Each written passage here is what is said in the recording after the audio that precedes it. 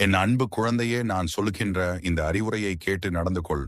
சுய ஒழுக்கம் எனப்படுவது எது தெரியுமா? வாங்கிய கடனையோ பொருளையோ திருப்பி செலுத்த முடியாத இயலுமை இருந்தாலும் உரியவருக்கு பொறுப்பாக பதில் சொல்லுங்கள்.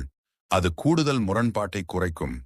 யாராவது ஒருவர் உங்களுக்கு உணவருந்த அழைத்தால் விலையுர்ந்த உணவை தெரிவு செய்யாதீர்கள். தெரிவை அவர்களிடமே விட்டுவிடுங்கள். எப்போது குழந்தை, எப்போது திருமணம், எப்போது புது வீடு கட்டப்போகிறீர்கள் என உங்களுக்கு பயனே இல்லாத கேள்விகளை இன்னொருவரிடம் அநாகரீகமாக கேட்காதீர்கள்.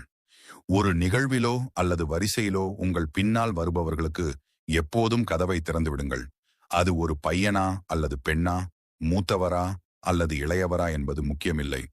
பொது இடத்தில் ஒருவரை நன்றாக நடத்துவதன் மூலம் நீங்கள் சிறியவர்களாக வளர மாட்டீர்கள்.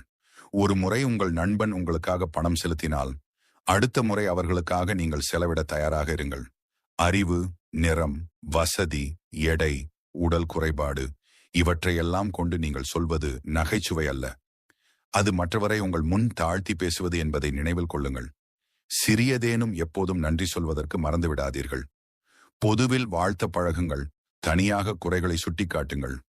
இந்த புகைப்படத்தை பார் என ஒருவர் உங்களிடம் அவருடைய தொலைபேசியை தந்தால் அந்த புகைப்படத்தை மட்டுமே பாருங்கள். அடுத்த புகைப்படத்தை நகர்த்தாதீர்கள். எனக்கு இன்று மருத்துவமனைக்கு செல்ல வேண்டும் என உங்களிடம் யாராவது சொன்னால், ஏன், எதற்கு என அவர்களின் நோய்கள் குறித்து அலசி ஆராயாதீர்கள். கேட்காதீர்கள். மாற்றாக எல்லாம் சரியாகும், கவனமாக சென்று வாருங்கள் என கூறுங்கள்.